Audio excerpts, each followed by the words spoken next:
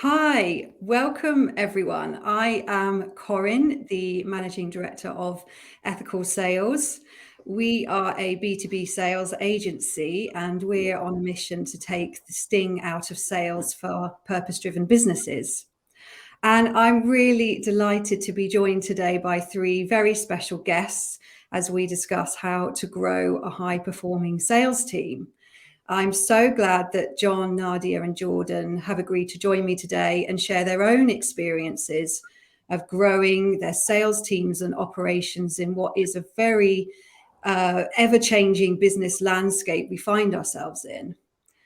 And I think you'll probably agree, it is usually the number one priority for startup and scale-up businesses to get their sales operations running smoothly and those revenue wheels turning as quickly as possible. But it's not as easy as it sounds.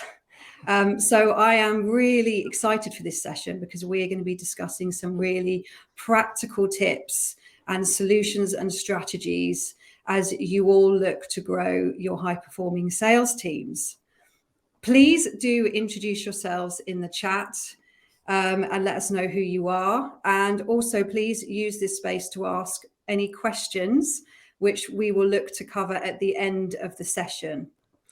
But for now, please just sit back, enjoy your lunch or coffee. And I'd like to get started by asking our guest panelists to introduce themselves and their business mission before we kick off with the first question. So, Jon, please could you welcome and please could you introduce yourself? Sure, thanks, Corinne. Hi everyone, I'm Jon Williams. I'm Chief Commercial Officer at Zedify. Zedify, we're decarbonising the last mile of home delivery, essentially. So we run a fleet of principally cargo bikes and trikes, and to a lesser extent electric vans. We consolidate deliveries at the city edge, and then we do the last mile using zero emission vehicles, cargo bikes, trikes and electric vans. So we're working with local businesses on first mile and every mile delivery, so that's point to point within the cities that we operate, but we're also working on first mile, uplifting out of cities and trunking over to other cities as well. Our ambition is to get zero emissions operations running nationwide, with zero emission being from warehouse door to front door. Currently we're operating in 10 cities, but are set to double in the next 12 months and double again the 12 months after that. Thank you, Jon. That's excellent, and such a needed service right now. It's fantastic to hear about Zedify growing so fast. Nadia, could you introduce yourselves to everyone, please? Yes, happy to, Corinne. My name's Nadia Watt. I'm currently the Operations Director at the Professional Sales Academy. I do that on a consultancy basis. And most recently, I've just finished a consultancy contract with the Institute of Sales Professionals. So I've very much focused around the sales arena. My background is FMCG, so I've worked with lots of different brands, Coca-Cola being the most recent, but to Procter & Gamble and Asda. Currently, my role in the past 2 years have been really exciting and really in the startup arena, but very focused on salespeople. For those of you that don't know about the Institute of Sales Professional, they're the only UK body recognised by Ofqual that their main mission is to professionalise the sales industry. As we know, sales is not, you don't go to university and learn about sales. So Institute of Sales Professionals is on the mission to change that and to make it a professionally recognised career. And within that came the Professional Sales Academy. Now, within the Professional Sales Academy, we are looking to educate salespeople. And we use the industry framework, so the apprentice framework that you may be aware of, and especially if you're in small startups, that's definitely something you should be looking at. And that is focused on level 3 to level 7, so A level to degree level, and making sure that any salesperson feels that they have an investment and they are going through not training, but education. So it's really important. Professional Sales Academy, as I say, they are new to the arena, but doing lots of exciting things, and I'm just glad to be part of that. Thanks, Nadia. That's brilliant. And yeah, I'm a huge fan of the ISP. I'm a leader member. I'm always recommending your webinars to my clients, particularly those who are new to sales, because there's some really excellent quality free webinars and training available. So yeah, it's fantastic. Thank you so much for joining us, Nadia. And last by no means least, Jordan, could you introduce yourselves to everybody? Yeah. Hi, everyone. I'm Jordan. I'm the founder of Sustainable Squared. Our business is a platform. It's a directory to find the businesses that meet the UK's Green Claims Code and have products and services that can help other businesses reach net zero. So our main goal is to help businesses reduce their environmental impact by putting all of the products and services that they're currently using, but they can buy better and greener for the same product, hopefully at a cost that works for the business. So we're trying to find a big database of all of those products that exist, and we've been running for 2 years now. So this is my first foray into the startup arena, and yeah, it's been a really exciting journey for us. So we've got 330 companies that are compliant with the UK's Green Claims Code that have already signed up to the platform in a short space of time, and we're growing every day. So we're really trying to find best sales practices to help us scale our team and implement a different strategy. So I'm really excited to be here today. Thanks, Jordan. And yeah, again, I'm always recommending your brilliant platform to my clients. I think Zedify are on the platform, and I introduced you guys, so please do have a look at it. Any green tech businesses, circular economy solutions, Sustainable Squared, sorry, is where you need to go. Okay, fantastic. Thanks, guys. So let's kick off with the first question. So my first question, I think will resonate with everybody who's watching this, because we're all experiencing challenges, but what sales growth and team resourcing challenges are you experiencing right now, or are you witnessing in the current business landscape? I think it would be good to sort of take the temperature on this before we jump into a bit more exploratory thoughts. So Jordan, could you kick us off? Thanks. Yeah, I think it's a really great question. For me, I think being a startup, budgets are always constrained, they're tight. We're trying to do everything for nothing. And since in this post-pandemic world, I think salaries for salespeople have gone through the roof. So for me, the biggest resourcing challenge, I would say, is hiring senior salespeople. So, we've done a really great job in finding, sort of those sales executives that are going out and just speaking to as many customers as possible. But if we want to sort of go to the next levels higher, so you're looking at senior sales managers, head of sales roles, the market cost is so high now.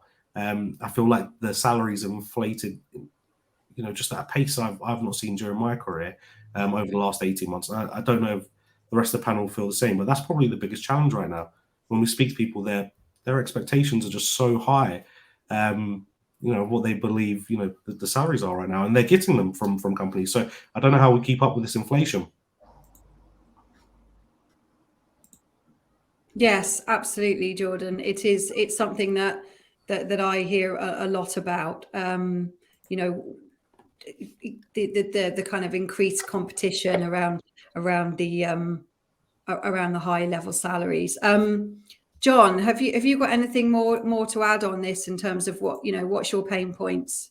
Sure. I think Jordan's hit the nail on the head with the sort of competition in the market and how it's a supply and demand economy wherever you look. But I think really for us as a business, we have some quite unique challenges, because our sales team work on national accounts, so the major e-commerce retailers that we're all aware of, and the local activation. So we do support our local hubs, our franchisees, because we are a franchise network in places, on that sort of local activation, because for us, we want to be seen by the local business community as being part of that community. So the salespeople, or the sales team really, and the marketing team by extension, we need to be tuned in, or they need to be tuned in collectively as to the importance of understanding the local business economy, even if it's not their neighbourhood.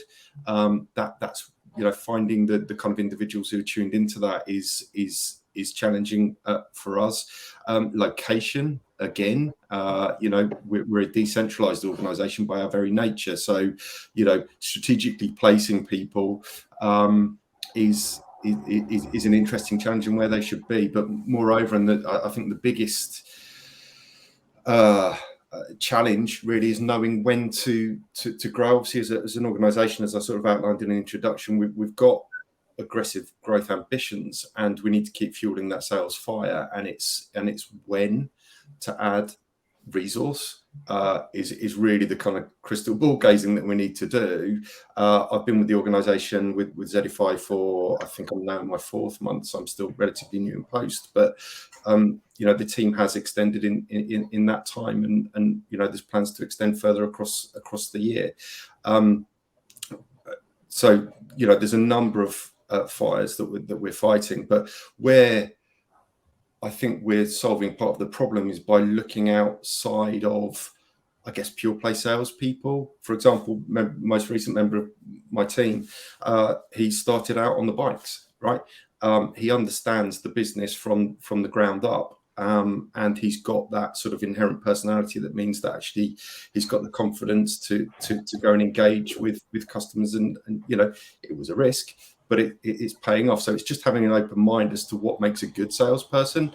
Is it someone with 10 years in an entirely different sector, or is it someone with no or very little experience from the right sector who understands the business and weighing those risks up? Yeah, absolutely, Jon. And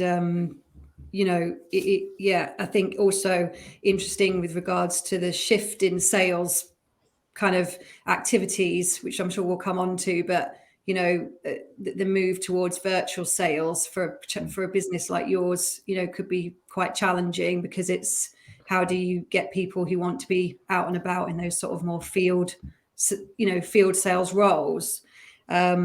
Okay, great. That's really where the partnership with Ethical Sales has really come together, because obviously you've, in the cities where perhaps we haven't got salespeople, you have, and they are happy to go out and meet the local business people. It's either that or someone from Zedify Central from another part of the country travels, and that's not very sustainable. So that's where these sorts of partnerships really help us to address those sort of varying needs that we have. Yes, definitely. And my team have loved being out and about representing you, both boots on ground and virtually. It's been great. Nadia, have you got any thoughts to add here? I think it's consistent. So in terms of the salary, we're seeing that in terms of the organisations I've just left, but equally the organisations that we have supported through the ISP. In terms of how we've addressed that, it is around about personal development, and I'm sure we'll come on to that in some of the other questions that we have. But investment in someone's personal development is one of the top two attributes that will make someone come and work for you. So it's really about how we treat salespeople and how we bring them in. And again, going back to the point that was just made around people that are not salespeople, not naturally salespeople. Actually, it's about the attitude, and we know this, the attitude and behaviours that they bring. And if they're interested and they see a value in your product, just like you, they'll be able to sell it. And I think that is where organisations, especially startups, probably need to have that real transparency around, this is what we do. Do you like what we do? Then come and work for us, and we will support and invest in your development.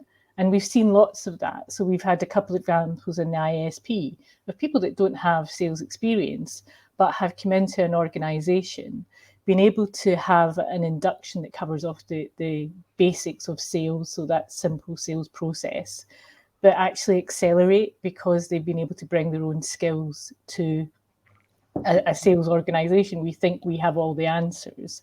And actually, I think it was Daniel Pink that said it, to sell is human. We're all salespeople. And giving a platform to individuals really helps. We're in the Great Resignation. I don't need to tell that to probably anybody that's on that call. And we need to move the conversation probably away from money and benefits around how do people see value and an ethical alliance or allegiance to what your organizations are doing. So that's really important. It's really important, especially for millennials, around what it is that you do, how you sell, how you reimburse, and the products that you take to market.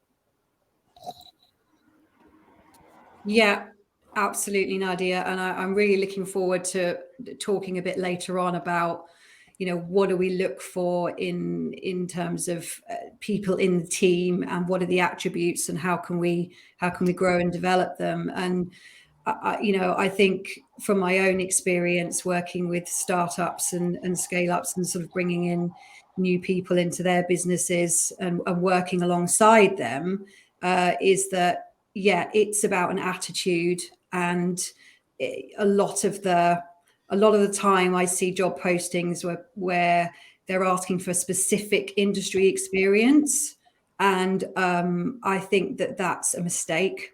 Yeah. I think that we can all learn, and it doesn't really matter where you come from. It's more about an attitude and a mindset and things like that you can develop. So brilliant. Okay, so let's move swiftly on to the next question. So hopefully you can all go a bit deeper here in terms of how you're organising your own sales teams and their activities to support your business at the moment. So how are you structuring your teams? What are they doing? I think that the audience would be really interested in your responses here. So Jon, could you give us a bit of an overview on what you guys are doing at Zedify? Sure. Absolutely. So as I sort of referred to earlier, I mean, we're fighting two fires, I guess, the local one and the national one. So it's ensuring that we are a small core sales team. There's not, dozens and dozens and dozens of us. So we do have to wear many hats.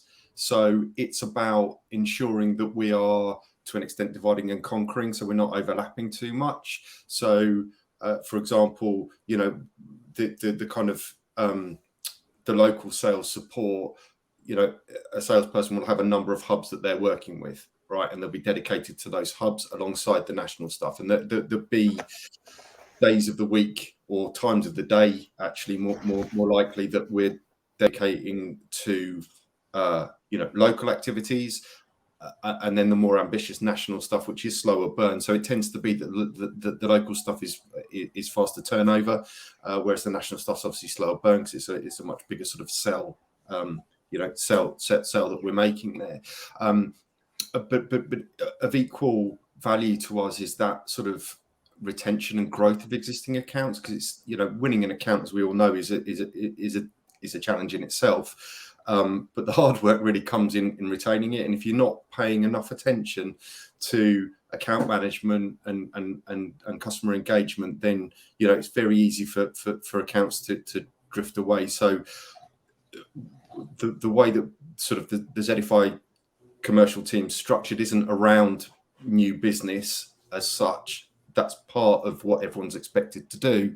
It's as much about retention and growth of existing accounts. So we're kind of adding rather than replacing repeatedly. We're in a tough marketplace.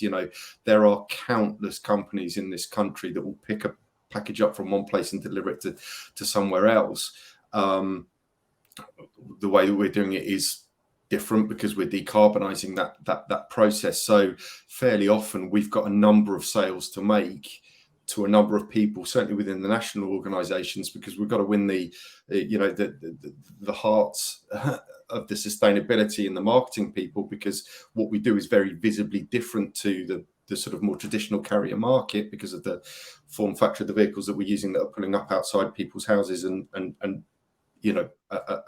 representing the brand that they're buying from. But of equal measure, we've got to make sure that we are offering the services and the prices that the dispatch people need or are expected to deliver for their business. So we've got a very sort of long and quite complex sales process, but that is why we kind of run quite a linear team. We haven't got new business and then accounts people. It's across the piece, and that seems to be working, because it means that the relationship between Zedify, or the individual at Zedify and their counterparts within our customers, tend to be much stronger, and it's much more of a partnership than it is a more traditional kind of transactional sales process.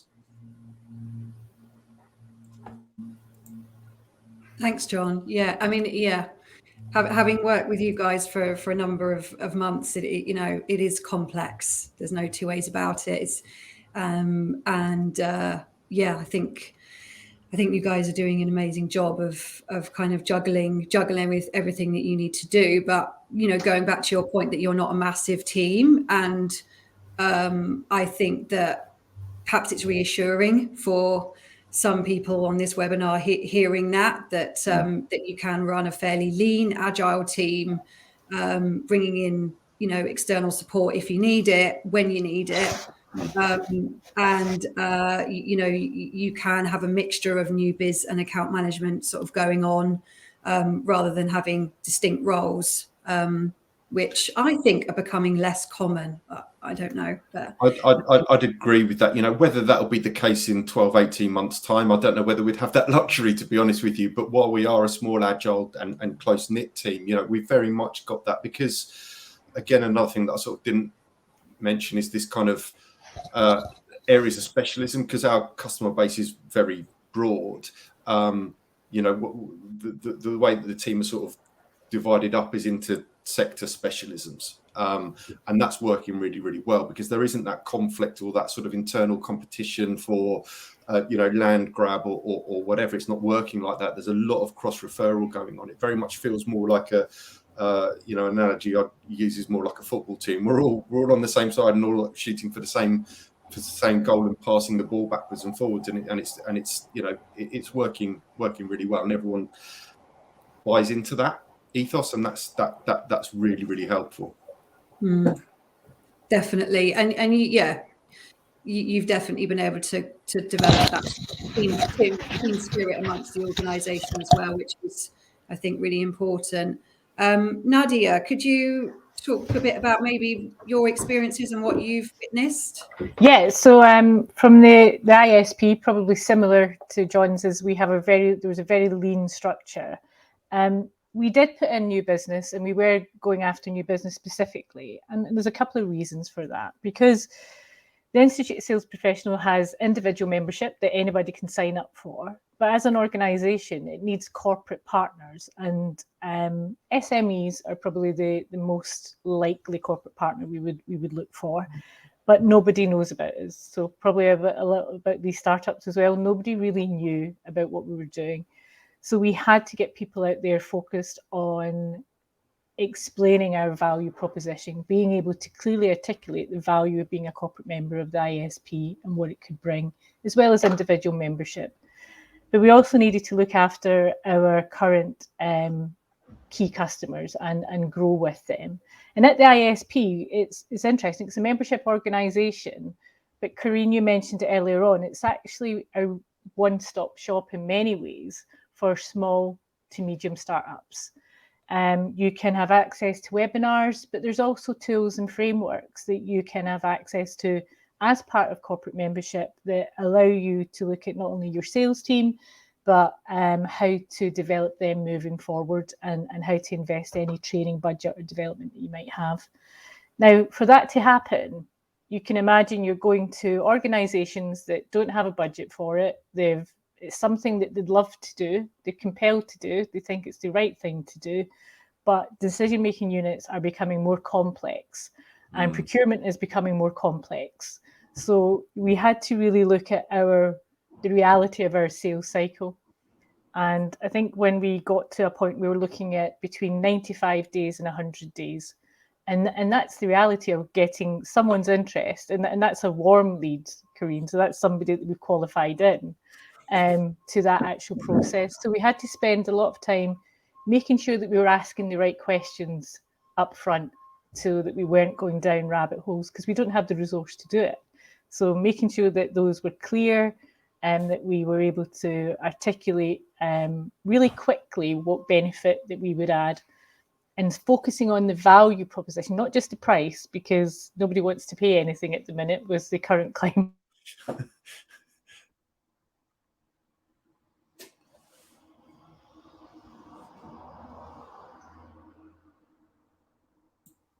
Sorry, Nadia, I think we've lost you there for a sec. See if you can. Hello. Oh, there you are. There you are. You're back. I can't hear anyone. Can you hear me? Hello. Okay, I think we've lost Nadia a sec, so I'm just gonna let her try and rejoin when she can. Okay, so not to worry. Jordan, could you give us a bit of an overview in terms of how you're organising your team? Because I know you've got a really interesting story to share about how you actually set your team up in the first place. Yeah, so I mean, I'm just going to take us back a little while to January 2021 when we launched the platform. So I was super fortunate that I've managed to hire who I consider a rock star in my marketing team, who's helped me set everything up in the business. So we've had a really, really good way and idea from the beginning that we always want to operate this freemium model. So, you know, Corinne, you know that I love data, but for me, the whole point when we're moving forward was that we needed to be able to onboard customers at the lowest possible cost. So we want to sign people up for free. Ideally, we don't want to speak to them when, you know, we don't want our sales teams to be reaching out to people to sign up to a free package. And we can all see how that doesn't make economic sense. But the idea is over the next, 3, 4, 5, 6 months, we want to be able to demonstrate and articulate the benefit of being on our platform. So every company that comes onto our platform is compliant with the UK Green Claims Code. So, that means that you're an ethical business. We want to tell people about that. We want you to be able to talk about that and say, look, our business is doing the right things. And then we want you to upload your products that are going to help other businesses on their journey towards net zero and decarbonize, actually, ultimately. So we started off with myself and Bella devising this plan on how we're going to make this happen and building all our workflows and triggers. And then we were so fortunate that we were able to utilize the Kickstart scheme. So, as Corinne knows, I've had an army of Kickstarters. So we've hired people through the government scheme that were, from the job centre. They put us in touch and we hire them. And then we segmented those teams into building data. So the data was, so we've got what I believe is the largest database in the world of sustainable products and services and the companies that provide them. And then we've actually gone through the case of Oxton and Mim. And then a little bit further down the road, we found Catherine and we found Harvey. And then they started, going out and reaching out to these people that have signed up for free, saying, so for instance, I've got 2 of our customers on the call here, and I can see when you last logged in, which I'm saying you need to get on there to both Corinne and Jon.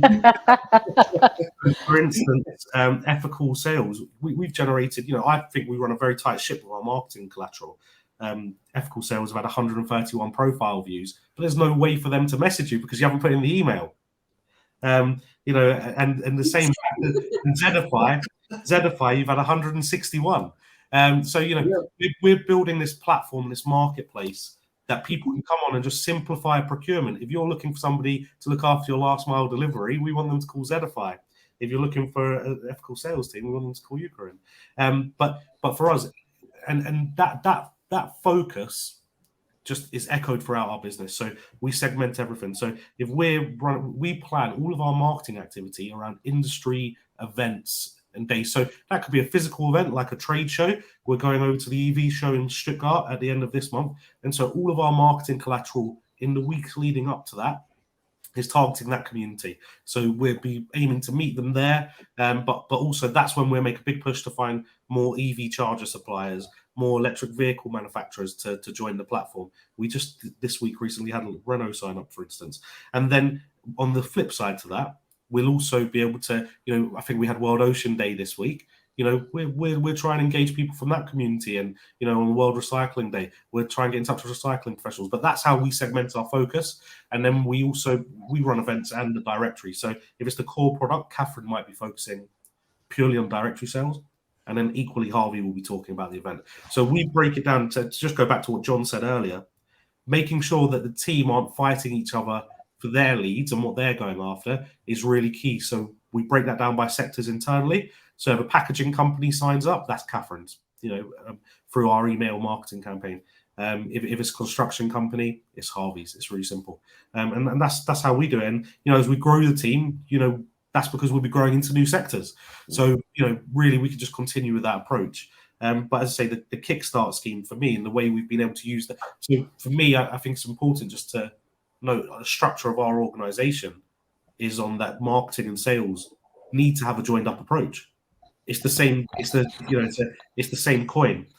So they're working together, harmoniously. I would hope to deliver the best outreach to our customers and give us back the best performance. So yeah, that's our story of how we sort of organize stuff. But yeah, for me, it's just really key. Segmentation is key. If there's not a focus, then we can't grow as a business because we won't know where the trends are. Where do we really excel? What markets do we excel in? So I think it's really key for us to be able to have that laser focus.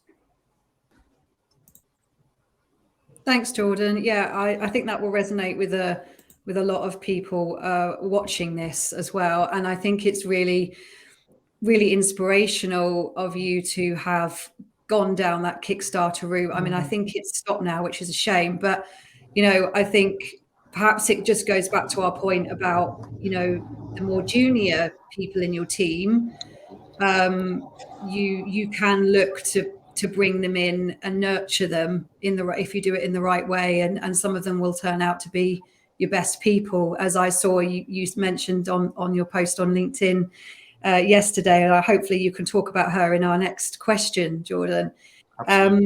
Sorry we lost you there, Nadia. It's okay, I was just chatting away to myself, which isn't unusual. So yeah, I'm back now, so yes.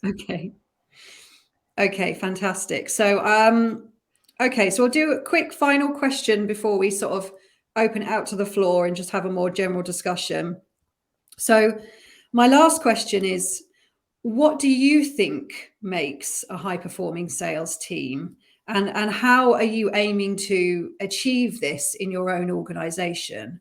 And I think this is always, a really useful question, and lots of debate will probably come from it. But Nadia, sorry we lost you. So let's start with you. What's your thoughts on this? It's really interesting. I think when I was starting my sales management career, it was anything but what I'm about to share with you. It was about keeping it close and measuring, making sure everybody looked and acted like me. But now it is really about, I think the simplest way to put it is make sure you treat your sales team like your clients. They have got to feel equally as invested in the organization and in your time that they feel they will work with you. And I think you mentioned it around not stepping in each other's toes, Jon, and actually having a clear sectors. So clarity is really important. Clarity of what's expected of them, what's their role, and consistency. Being a leader, you can be up and down, but when you're managing the team, there's got to be that consistency of approach to everybody, because when it's consistent, everybody knows the rules, everybody knows what it is that they're trying to achieve. The more inconsistent you are, the more detracted people will be, the more it will impact them in terms of behaviour.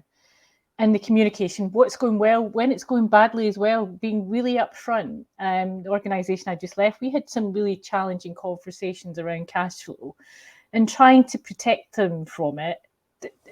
it's actually quite scary, because you think people are going to think, oh, I'm going to leave, but actually they don't. They just roll up their sleeves and go, right, okay, what do we need to do to make this happen? So again, it's about that collaboration. So you can't collaborate if you're not being consistent and you're not communicating with them. So I think for me, it's how we behave as leaders will really set the tone for how having a high performance sales team. And investing in them, making sure that people have training and development that's appropriate to them. Again, I'm speaking from my own experience.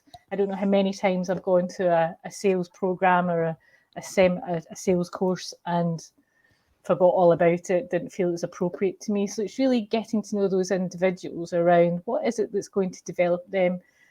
I think I said it earlier on, 2 out of 3 millennials expect that. If they're going to come and work for you, they want to know what the progression plan is. They want to know where the next step potentially is. That's difficult if you're a small organisation, but it's not impossible. So it's more about, and in my career, I've had to say to people, you know what, you might not get your next step in this organisation, but you'll definitely get you ready to get it in another organisation. And letting go again is kind of key when it comes to, especially at the minute when skills are hard to come by, sales skills, that we need to be confident that we can do that. And yeah, again, just making sure that they're really clear. Thank you. Really, yeah. That's brilliant. Thank you so much. And I think particularly in the startup environment, I've had a number of conversations the last couple of weeks about, investment runways and challenges that startup businesses are having and always have, and having that openness and that feeling of collaboration and a supportive environment for the team, I think is so important at those times. Yeah. And that you can do with a kind of an agile, smaller team. Yeah. And, some of the clients, a couple of clients I've worked with recently who've really invested in their people and brought us in to do some sales development sessions and training and CPD. I think, it really does go a long way to getting them on the right track, really. Yeah. Thank you. That's great. Jon, what are your thoughts on sort of like what makes a brilliant sales team for you, Zedify? So there's a number of things to consider. I think Nadia's, hit the nail on the head there in terms of kind of, treating everyone like grown-ups, essentially. If you get too dictatorial, if you get too sort of Elon Musk, you must be at your desk, from 9 to 5, 40 hours a week, whatever it's going to be. I think you're on a hiding to nothing at that point. Opening up this kind of entrepreneurialism is absolutely critical. Exposing everyone to as much as possible and really making enabling the commercial team to make business decisions. Almost. I mean, we're a very flat organization. Everyone in the sales teams knows who they've got to go talk to get the answers that they need to put the package together to talk to the client. There's no sort of sitting on ceremony if they need to speak to Rob, who's the CEO, or James, who's the COO, or anyone in the organization. Absolute freedom to do that and make their own decisions. I'm not sat, next to them at their desk watching their every move. They've got the autonomy to do that. But what, to the same extent, what we do attempt to do on a daily basis, and sometimes it does fall apart, because bearing in mind that the current team is spread from Glasgow to London, we can't get together physically as often as perhaps organizations that are more office based would do. But certainly on a daily basis, wherever practical, we'll do a daily stand up, and it just keeps everyone connected and feeling like part of a unit, and sharing those war stories and exchanging leads, or chatting about what they did at the weekend. It doesn't really matter. It's just keeping everyone sort of facing in the same direction, of feeling like that they are sort of part of something, I think. But in terms of sort of the performance aspects, product knowledge is key. I think making sure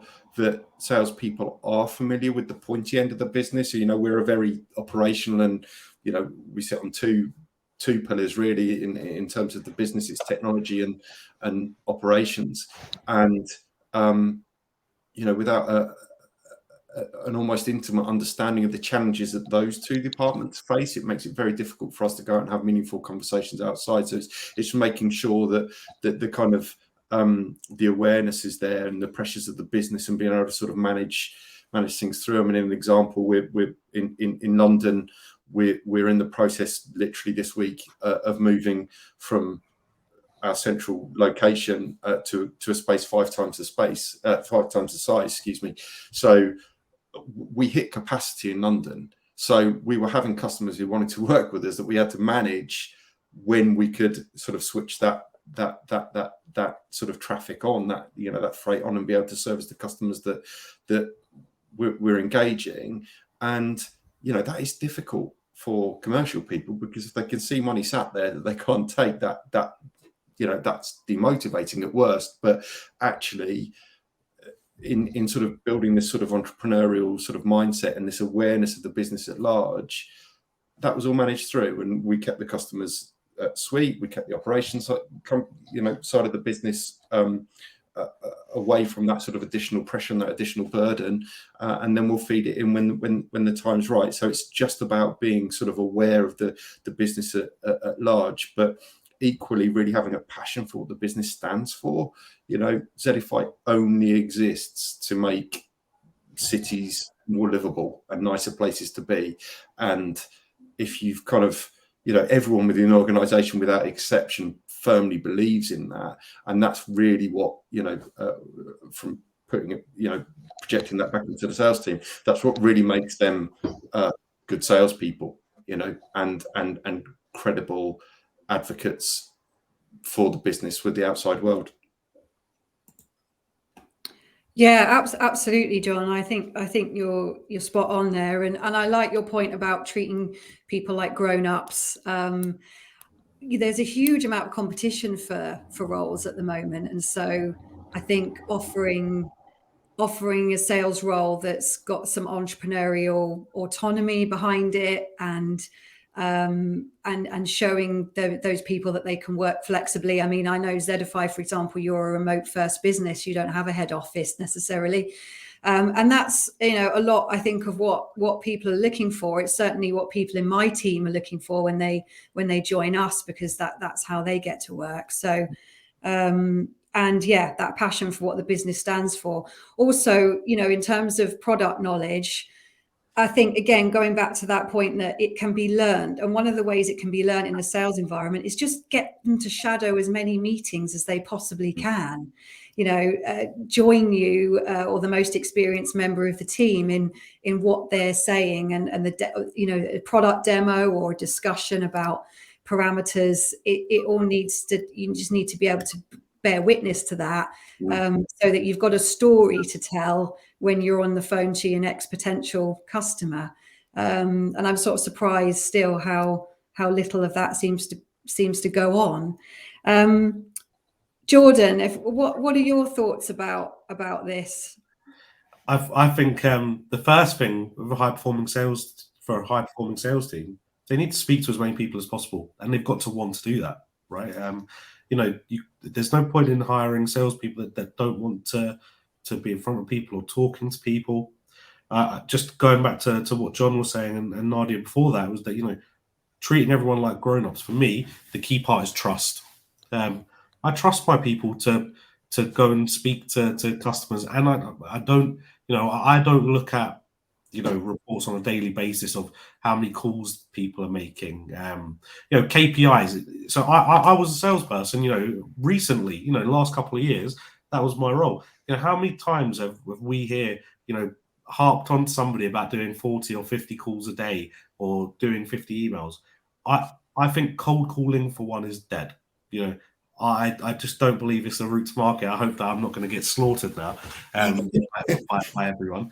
But I don't think that's a way to ask my sales team to operate anymore. One, yeah, everyone has to be resilient. But, if we're calling 40 or 50 people a day, and we're only speaking to 3 or 4 people, like, what's the point? There's got to be a better route to market for us. We start on LinkedIn and email campaigns always, and we just try to lead with a little bit of insight. Why would we have a 3 or 4 minute phone call with no takeaways, while somebody's on the go, when we can have a 15-minute Teams meeting and have a plan of action of how we're going to move forward next? So for me, I think trust in my people to make the right decisions on when they need to call somebody, when do they need to set a meeting, when do they need to go out and meet them face to face. And that's something that I think's been born out of the pandemic, because as Zedify is a remote first business, we started as a remote business. We do have a base now, but we operate on a very flexible hybrid format. A couple of the team come in a couple of days a week. We have some fully remote staff. And the point is, I think that actually as an entrepreneur, when you hire people, that's the greatest risk. So we talked about the Kickstart scheme. There was no risk to me when I hired the Kickstarters, but there's a huge risk when I've kept them. And that trust has been built up, over time. My first ever hire, Bella. Sorry, I hope she's not going to be mad that I've just name dropped her. But she would say to me that always when she comes into the office, I distract her, because I want to touch base and I want to learn what they're doing, how are they doing stuff, how are they onboarding customers, and I'm talking away. But you have to be flexible. If your employees tell you that they need to do something and this will get a better result, if you don't trust them to do that sometimes, you're going to lose them, because everybody wants to be treated like a grown-up, and ultimately there's got to be a reason why we hired them. So I trust their opinions, and I give people freedom to go and make commercial decisions for us. I own like sort of side businesses with 3 of my full-time employees. That's completely separate, Sustainable Squared, because they all had an idea that they wanted to try. I wouldn't stop that. And actually, that's how I believe that we're competitive in the marketplace, to keep and retain our staff, because I really believe that everybody should be an entrepreneur. I want my teams to own their segment of the business like it's their own, and they'll be rewarded appropriately. So I think high performing sales teams, they have to have that trust between head of sales directors, owners, and the people that are actually out there speaking to people. This KPI setting, the days I just think are gone. People, millennials, we touched on this earlier, and the Gen Zs. I've got a member of staff who, in a previous role, questioned the CEO on a range of policies. When she was an intern. So people just won't. I believe now the newer people coming into industry and entry level roles, they demand a lot more, and they expect conditions to work in. So I think for me, high performance is just trusting somebody to do the job, and then they actually go out and do it. I feel like I rattled on a little bit there. Please, I know Corinne warned me about talking for too long, but I'm really passionate about this, with everyone. So thank you. No, I think you've made some fantastic points there, and trusting in your people, and the whole idea behind it being a multi-channel approach now. So, yes, cold calling can work in certain circumstances. We've got a client that's speaking to a particular part of the market, and they can get them all on their mobile phones. So that works. But for a lot of occasions, it doesn't. So when you're looking to recruit a salesperson, when you're looking at what they can do, just let them experiment, find out where the opportunities are, get them on LinkedIn, get them on email. They'll soon work it out for themselves where the quickest route to market is. And then if you trust them to do that, I mean, we're very similar in that we're in a kind of fairly anti-target agency. Yes, of course, we talk to clients about what they'd like to achieve, and we'll help them to achieve that. But I think just reporting, I can't remember the last time I was asked to report on call rates. My clients aren't interested in that. They're interested in outcomes, and meetings booked, and intelligence gathered, and real conversations with real people. That's what they care about. So I think, getting sort of hung up on, and if we think about millennials for a minute, and we think about what they want to do in a job, if you create an entry-level sales role, sit them down and go, right, you've got to make 100 calls a day, and you want them to do that 5 days a week, how long do you think they're going to last? It's just not the way that people want to work, and they don't have to, I think. So I find it very interesting, actually, because I actually find I said I'd get slaughtered, but that's how I started in sales. Making as many calls as you can. If I wasn't on the phone for 90 minutes, I'd be called into a direct office and shouted at, literally. And I find it hard to even ascertain my own views on this sometimes now. Because it'd be good just to have all that activity. You'd like to think, but no, I just think that actually outcome related, sort of stat taking is definitely the way we need to work. If my team hit their, we're in a commercially sound position for the month, they can just stop working. If they ever hit £1 million a week, just stop working. Come back next week, right? If they're on here. But yeah, it's that trust again of just saying if you think this is the right way to do, go out and do it. I think sorry, I was just about to say there, and just to build on what you've said, it's giving them permission to fail as well. So it's creating that psychological safety in terms of an environment that you actually want to be encouraging people to fail in some way, because it means they're trying something different. And I think sounds like what you're doing, Jordan, in terms of your bringing people in and giving them that opportunity, because it's the only way that people really truly learn is by failing. Absolutely, and actually, it's probably one of the most annoying sayings to my team. I don't mind if everyone fails. I don't care at all. But as long as they learn from it, though, to repeat the mistakes made if we fail is madness. That's it. But I encourage it. I want everyone to try and learn, and it's going to make us better as an organisation. Absolutely. So if you were advising someone on, bringing in their first couple of sales hires, because I know that there's going to be a lot of people in this audience that are thinking about that right now, what would be the 3 main attributes that you would look for? So, you're interviewing somebody. What are the things that really light you up, tick in the box when you think about that sort of sales role? Jon, what would be your 3 things you would look for? The first thing would definitely be cultural fit. Do you like them? Do you get on with them? Would you want to spend time with them? Right? If the answer to that is no, then it's going to be a very short and probably quite fictitious relationship. So really be tuned into the personality. I think look for the reason to hire someone, not to hire someone. Conversely, so I want this person to work for me. Go into the conversation with that mindset rather than trying to bring the drawbridge up and sit back and arms crossed and impress me. It is about finding that common ground, because you can't lose sight of the fact that you are selling. If I'm interviewing for Zedify, I've got to sell Zedify to the individual as much as Jordan says, it's a very competitive market out there, right? So it's much about finding that sort of common ground. So don't lose sight of the fact that you've got to be tuned into it is a marketplace, and you are competitive in the same way that they are in that marketplace. And I guess the third one, if you're looking to sort of scale up a sales team in quite quick step, then I would probably, it depends what your sort of discipline is, right, as a founder or whatever, right? It depends sort of what area of the business you're in. So if you're like I am, I'm chief commercial officer, I look after the growth part of the business. But if you're a CEO founder and you're looking to build out a sales function, then I would recommend that you want someone to come in and kind of build that for you, who has that discipline and that experience. So rather than rushing out to hire all 10 salespeople or whatever it is, 2 salespeople all at the same time, I would look for that one who can then take that brief and run forward with it, because then within that sort of scene setting, you do get the structures and the processes thought about. That's gonna move the sort of commercial enterprise and the growth forward. That'd be my sort of 3 points, I think.